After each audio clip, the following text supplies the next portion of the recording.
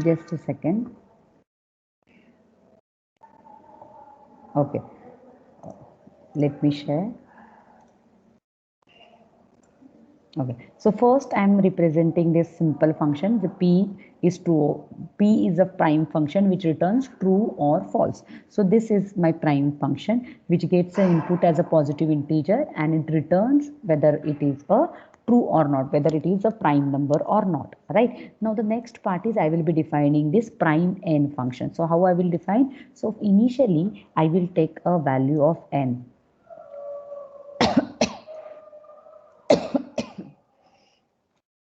Now with this, what I will do, I will check n equal to 2. Right? I will be checking if n is equal to 2.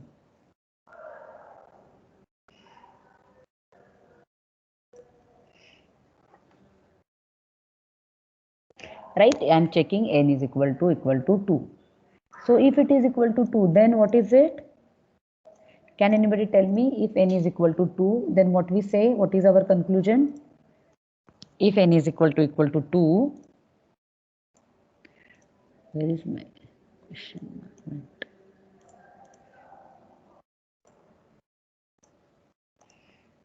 Where is the question mark?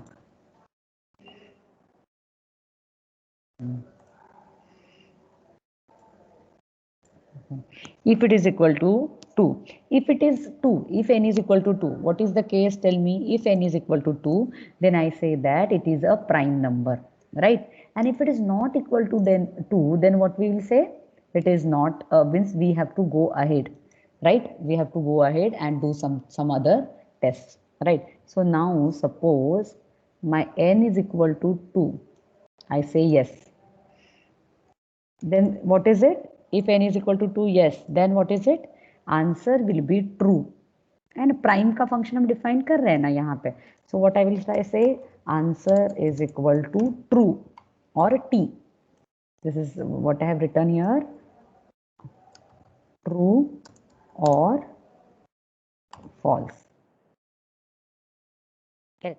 If n is equal to 2, then the answer I will be returning as true. If it is not, if no, then what I have to go ahead and do? Then I have to find out whether it is a odd number, right?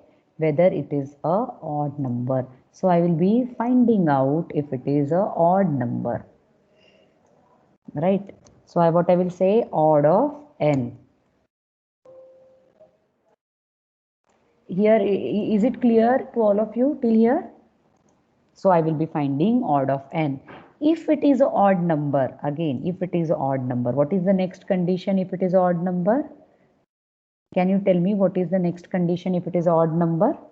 Yes, if it is an odd number, then I have to go with this smallest divisor, right? I have to go with this smallest divisor. So I will be going with the function smallest divisor. Smallest underscore divisor of n equal to n, right? Smallest divisor of n is equal to n itself. Till here, is it clear with all? Any doubt? Correct. And if this all is true,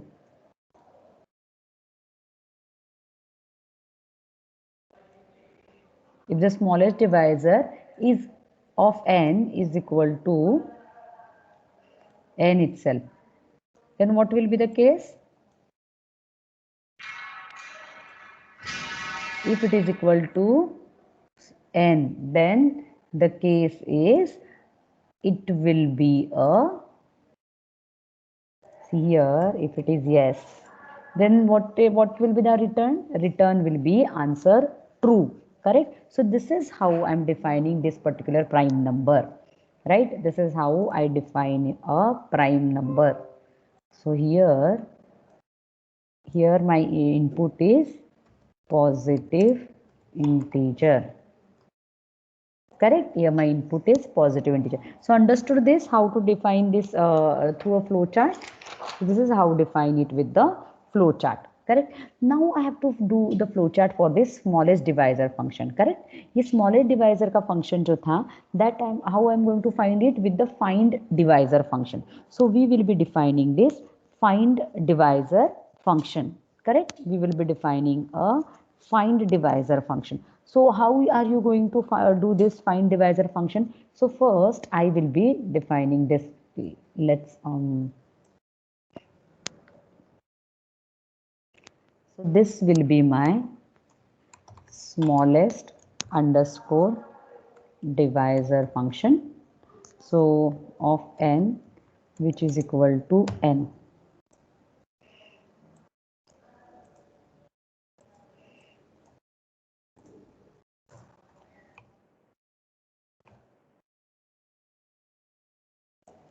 So this will be now, suppose this n is greater than 0, correct? Then here I will be getting some output. So this output I need to define with this find integer function. So how you will write this find integer function? So find integer function is to be written in this manner, correct? So here I am writing this find underscore divisor. Correct. Now this find underscore divisor function, what are the inputs to this find underscore divisor function? Can anybody tell me what are the inputs to this? The input to find a divisor function is, yes please tell me what are the inputs over here. क्या लिखा है मैंने? The inputs are n, 3. Correct. So these are the inputs to the find divisor function. N, 3 are inputs to find divisor function. Is this clear to everyone? N, 3 is the input to find divisor function. Now, what are the different cases? There are 3 different cases to find divisor function, right? So we will be having 3 different arrows. Simply 3 cases, 3 arrows below this. So the one arrow is like this. The another arrow will be something like this, and then next arrow is something like this, correct? So there will be 3 arrows, right? Now what are these 3 arrow depicts? These 3 arrows is about the different conditions, correct? So first I will be writing first condition.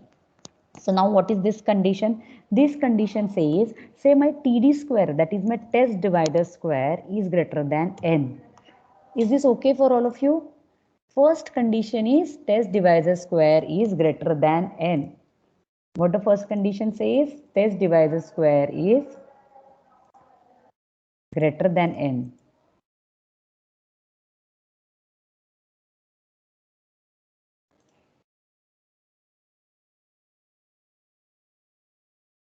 So my test divisor square is greater than n, right? Suppose my test divisor square is greater than n. Then what I will say, if it is greater than n, it means suppose it is yes.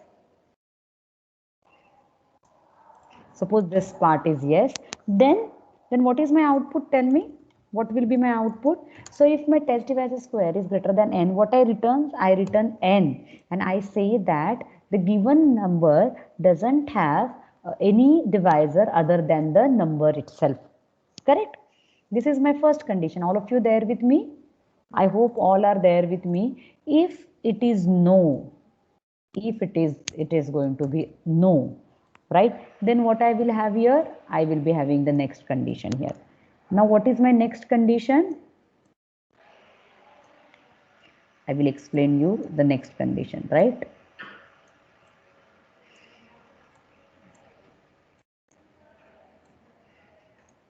Okay.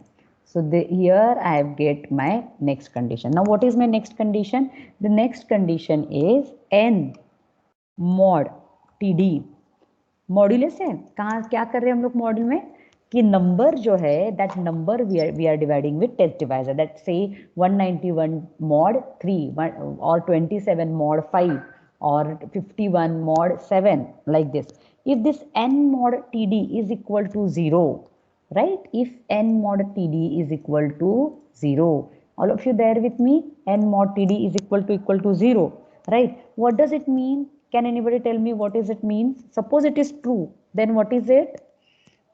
Can anybody tell me if it is true, then what is it? It means, see, what I'm doing here, I'm dividing my number, right? My number, my given input is getting divided with a test divisor. So what will be the output? The output will be a test divisor, right? The output will be a test divisor. जैसे यहाँ बोला है मैंने, output is a test divisor. And what does it say? It means that my number is not a prime number. Correct? My number is not a prime number. Correct? Now after this, see, if this happens, if TD square is greater than n, then yes, then my output is a number itself, and I say that the given number doesn't have any test divisor other than the number itself, so the given number is a prime number. If it is not true, right, then what I will do, I will divide a given number with a test divisor, and if remainder doesn't come as a 0 or remainder comes as a 0, right, two cases will be there. So if remainder doesn't come as a 0 or remainder comes as a 0, right, if remainder is 0, what does it mean? The TD is a test divisor for a given number. A TD is a test divisor for a given number, right? And so a given number is not a prime number, right? Now what is the third condition? Third condition will be the iteration through loop, right? I will be checking a next function. So this is my third condition. I will be here at my third condition. What is my third condition? My third condition is calling a function, right? So how am I calling the function? So I am calling it as, I will be calling it as find underscore divisor. What are the different parameters? N comma TD plus 2. This is how I will be calling the function itself.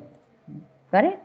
So this is my next condition, right? So what are the inputs over here? So this is my no, and my input will be n comma test divisor plus 2. So this is how I am defining my function.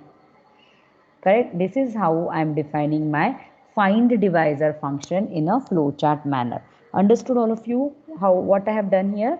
This is how I defined my test divisor function in a flowchart manner. Correct? Now just still here, what we did, we have represented our solution in a functional model.